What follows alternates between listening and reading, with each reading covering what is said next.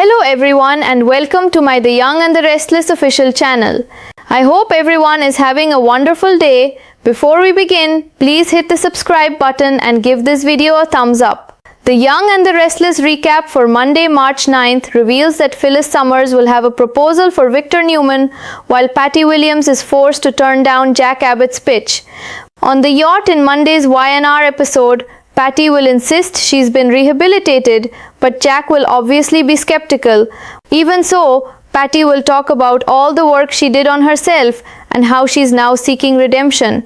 Patty will want to help Jack heal too and will hope for his forgiveness. After Patty leaves Jack alone for a bit, she'll return with a food and beverage cart. Jack will be reluctant to consume anything, but Patty will taste everything first so he can be sure he's not being poisoned. Once Jack admits he's made mistakes in his past, he'll act like he could possibly find his way to forgiving Patty for her own. However, Jack will need Patty to prove her desire for redemption with her actions and not just words. After Jack suggests they can go to shore together and then go their separate ways, Patty will apologize to Jack since they can't do that. When Jack questions why not, Patty will confess she's not the one in charge here. Back in Genoa City, Billy Abbott will inform Phyllis that Jack has been kidnapped and push her to get his contract locked in so he can give Chancellor to Victor. Phyllis will insist Victor's just throwing a tantrum, but Billy will insist Phyllis had better make this Chancellor contract happen in an hour or else. Afterward, Billy will join Diane Jenkins Abbott and Kyle Abbott at Society. Kyle and Diane will be frustrated over Phyllis dragging her feet on helping Jack, but Billy will point out they still don't have proof of the kidnapping. Once Billy starts whining about having to give up Chancellor again, Kyle and Diane will shut down his pity party since Jack's freedom is what matters. Billy will eventually text Victor with the promise of getting Chancellor back to him if he'll provide proof that he has Jack. An unknown number will text back with a photo of Jack unconscious yesterday and a "Your move" message. At the Newman Ranch, Phyllis will let Victor know that she's in charge of Chancellor, not Billy. That's why Phyllis will expect Victor to negotiate directly with her. Victor will make it clear this is not a negotiation and wonder if Phyllis is really going to risk him hurting her ex-husband. Phyllis will doubt that Victor actually will, but she'll admit she doesn't want to be responsible for something happening to Jack. After Phyllis says she's willing to give up Chancellor in exchange for Jack, Lily Winters and the twins, Victor will wonder what's really in it for her. Phyllis will act like she's a good person who's protecting Jack, but Victor won't buy that. Once Phyllis acknowledges that she's hopeful about making amends with her children, she'll push Victor to strike the deal. Victor will suggest Phyllis should give him an hour, draw up the paperwork, and then they'll see. If Phyllis attempts to make any further negotiations, Victor will make it clear that the deal is off. The Young and the Restless spoilers say Jack's yacht drama will continue in the meantime, so stay tuned. The tension surrounding The Young and the Restless reaches a chilling new height in the dramatic events unfolding on Monday, March 9th, as desperation, manipulation, and fragile hopes for redemption collide in ways no one in Genoa City could have predicted. Far away from the bustling city and its familiar rivalries, the story begins aboard a quiet yacht drifting across open water, where Patty Williams faces the man whose life she once turned upside down, Jack Abbott. Patty stands before him with a strange mix of nervous determination and hopeful sincerity, insisting that the woman she once was is no longer the person standing there today. She speaks passionately about the long road of rehabilitation she claims to have walked, describing the painful self-reflection and inner battles she fought in order to rebuild her shattered soul. Jack listens, but the skepticism in his eyes never fades, the weight of old betrayals hanging heavily in the air between them. Even so, Patty presses on, explaining that she now seeks something she never truly pursued before, redemption. More than anything, she says, she hopes that helping Jack heal from the past might somehow help her finally heal herself. For a moment, Patty leaves Jack alone with his thoughts, the quiet hum of the yacht's engines and the gentle sway of the ocean amplifying the unease of the situation. When she returns, she's pushing a small cart stacked with food and drinks, attempting to create an atmosphere that feels almost ordinary, though nothing about this situation is ordinary at all. Jack watches her cautiously, his instincts screaming at him not to trust anything she offers. He refuses to touch the food at first, clearly wary that the gesture could be another twisted move in Patty's unpredictable game. Sensing his hesitation, Patty calmly begins tasting everything herself, taking deliberate bites and sips as if performing a demonstration meant to reassure him. She explains that she wants him to see that she means him no harm, that the dark chapters of her past are behind her now. Slowly, the tension softens just a fraction, and Jack finally admits something surprising, that he too has made mistakes in his life, mistakes he deeply regrets. In that quiet admission, he allows the possibility, just the faintest possibility, that maybe forgiveness could exist between them someday. But Jack isn't ready to grant that forgiveness freely. His voice remains firm as he tells Patty that redemption cannot live in words alone. If she truly wants to prove she has changed, then her actions must speak louder than any promises she can make. He suggests something that sounds almost hopeful, that they could return to shore together, step back into the real world, and then go their separate ways, leaving the darkness of this strange encounter behind them. For a brief second, it seems like the tension might finally break, like the path toward freedom could actually be within reach. Yet Patty's expression suddenly shifts, and the fragile hope in the room collapses. With quiet regret in her voice, she apologizes and tells Jack that such a simple solution isn't possible. Confused and worried, Jack demands to know why they can't leave. That's when Patty finally reveals the truth that sends a new chill through the air. She isn't the one calling the shots here. Back in Genoa City, the tension is just as intense, though the battle being fought there is one of strategy and power rather than confinement. Billy Abbott storms in with devastating news for Phyllis Summers. Jack has been kidnapped. The shock barely has time to settle before Billy shifts into crisis mode, urging Phyllis to finalize the contract that would transfer Chancellor Industries back to Victor Newman. To Billy, time is running out, and securing that deal may be the only leverage they have to bring Jack home safely. Phyllis, however, refuses to panic quite so easily, brushing off Victor's tactics as nothing more than another one of his dramatic power plays. Billy isn't in the mood for her skepticism.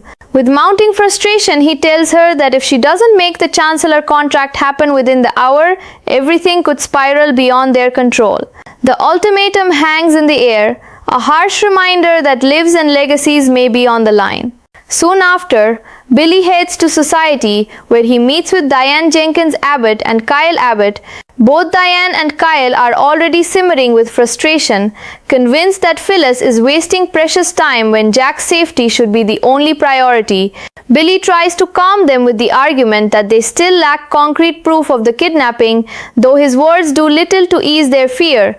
As the conversation continues, Billy's focus drifts back to his own burdens, lamenting the bitter irony of possibly losing Chancellor yet again after everything he fought for. But Diane and Kyle have no patience for his self-pity. They quickly shut down his complaints, reminding him that Jack's freedom matters far more than any business empire ever could. Realizing the gravity of the situation, Billy finally takes action and sends a message to Victor, promising that Chancellor can be returned to him if Victor proves that he truly has Jack. The response arrives from an unknown number, and the moment Billy opens it, the room seems to freeze. The message contains a photograph of Jack, clearly unconscious, captured the day before. Beneath the image are two chilling words that feel less like a negotiation and more like a challenge: "Your move." The photo confirms their worst fears, transforming speculation into terrifying reality.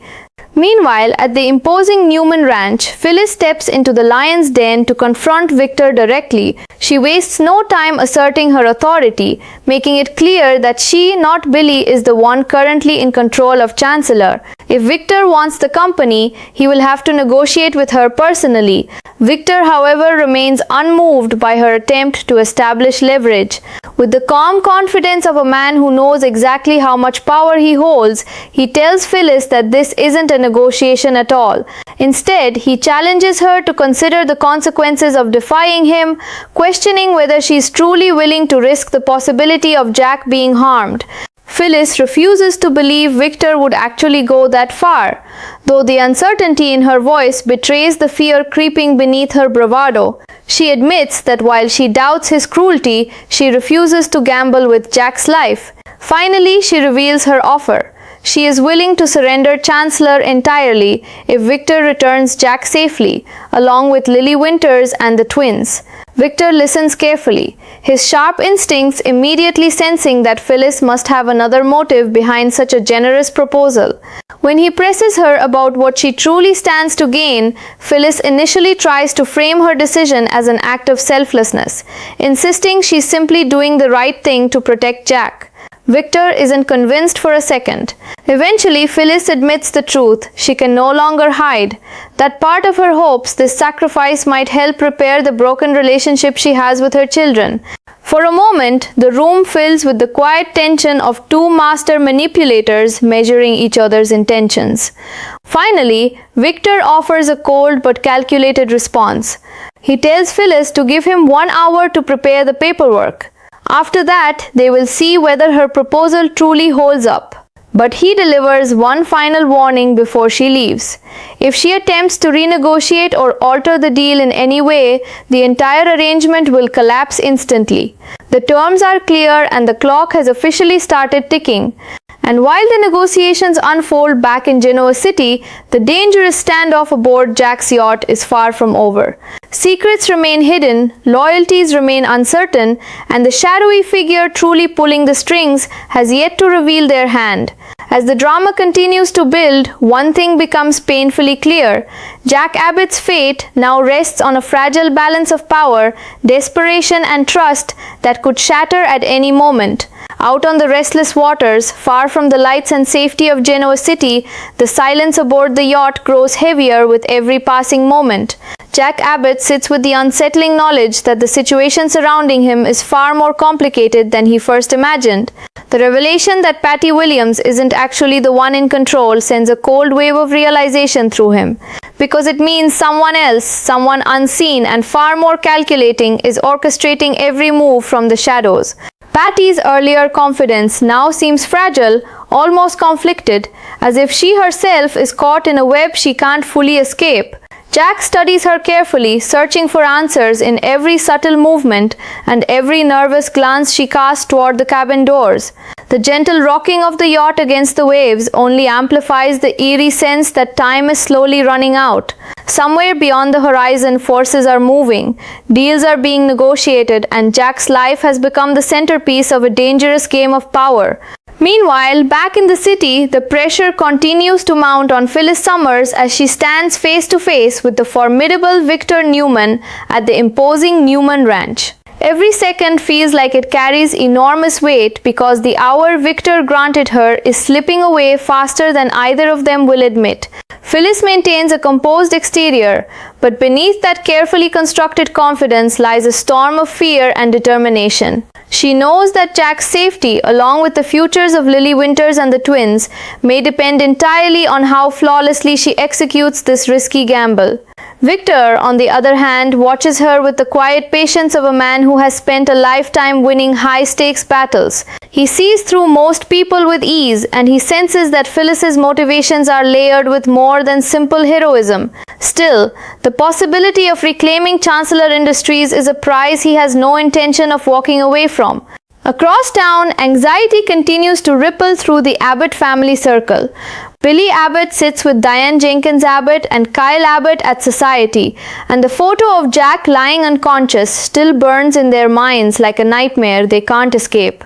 The chilling message, "Your move," echoes in Billy's thoughts as a constant reminder that whoever is behind the scheme is both confident and ruthless. Diane's worry for Jack is impossible to hide, while Kyle's frustration simmers just beneath the surface, threatening to explode if they remain powerless for much longer. Billy, despite his earlier complaints about losing Chancellor again, begins to understand the brutal reality of the situation. The company, the deals, the power struggles, none of it matters if Jack doesn't come home alive. In that moment, the Abbott family's focus becomes painfully clear. Nothing matters except bringing Jack back. And yet, as negotiations tighten and loyalties are tested, the mystery surrounding the yacht only deepens. Jack continues trying to reason with Patty, hoping that the woman claiming redemption might still have enough conscience left to help him escape. Patty appears torn between the fragile hope of earning forgiveness and the unseen pressure of whoever truly controls the situation. Her earlier words about redemption now hang in the air with uncertain meaning, leaving Jack to wonder whether she is his captor, his reluctant accomplice, or perhaps the only person who might help him survive this ordeal. The ocean stretches endlessly around them, isolating the yacht from the world, as if the entire drama is unfolding in a forgotten corner of the sea. As the clock continues to tick toward Victor's 1-hour deadline, every storyline tightens like a coiled spring ready to snap. Phyllis races against time to secure the deal that might save lives while risking everything she currently controls. Billy and the Abbotts brace themselves for whatever Victor's next move might be, knowing that the man rarely plays a losing hand. And somewhere out on the dark waters, Jack Abbott remains trapped in a dangerous mystery, where trust is fragile, motives are unclear, and the real mastermind has yet to reveal themselves. The unfolding chaos promises that the drama on The Young and the Restless is far from over, and as the pieces continue shifting, the next move could change everything. The uneasy calm aboard the yacht continues to stretch into an almost unbearable silence as Jack Abbott processes the troubling reality that he is merely a pawn in someone else's carefully orchestrated scheme. The ocean around them feels endless and isolating, the distant horizon offering no comfort, no escape, and certainly no answers. Across from him, Patty Williams appears increasingly unsettled, as if the very situation she helped create is now beginning to weigh heavily on her conscience. She watches Jack with a complicated mixture of regret and longing, the kind that suggests her desire for redemption may not be entirely fabricated. Jack studies her closely, searching for the smallest sign that she might be willing to help him break free from this nightmare. But every time the conversation edges toward the possibility of escape, Patty's hesitation returns, reminding him that the real power in this situation lies somewhere far beyond the yacht itself.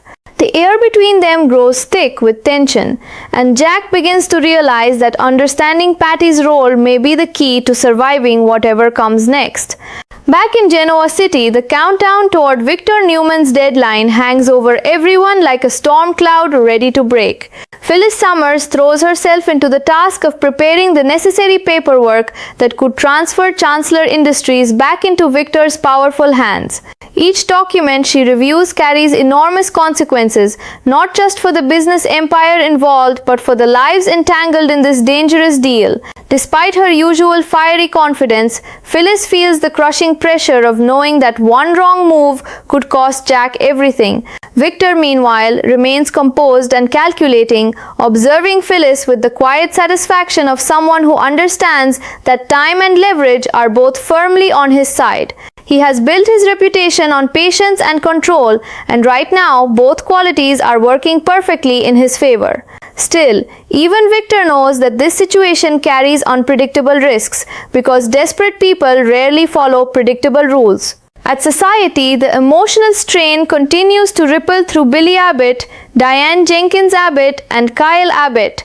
The chilling photo of Jack lying unconscious still lingers in their thoughts, an image that refuses to fade no matter how hard they try to focus on solutions. Diane's concern grows deeper with every passing minute, the maternal instinct to protect her family clashing painfully with the helplessness of the situation. Kyle, meanwhile, struggles to contain his anger, knowing that someone out there is using Jack as leverage in a ruthless game of power. Billy begins to shift from frustration toward determination, realizing that if Victor truly holds the key to Jack's survival, then playing along with his demands might be the only path forward. Their conversation becomes less about blame and more about strategy, as the family slowly unites around one shared mission, bringing Jack home alive no matter the cost. Far away on the open water, Jack tries once again to reach whatever part of Patty still longs for redemption. He speaks carefully, reminding her of the promises she made about wanting forgiveness and about wanting to prove that she has truly changed. His words strike a visible chord, causing Patty to pause as the conflict within her grows harder to hide. For a fleeting moment, it seems like she might finally break free from the invisible control hanging over her decisions. But before anything can truly shift, that invisible presence, the unknown authority Patty confessed to, looms once again over the situation like an unseen shadow. The realization sinks deeper into Jack's mind that whoever orchestrated this kidnapping is not only powerful but confident enough to remain hidden while others carry out their plan. And as the final moments of Victor's deadline approach, the tension across every corner of The Young and the Restless tightens into a single fragile thread,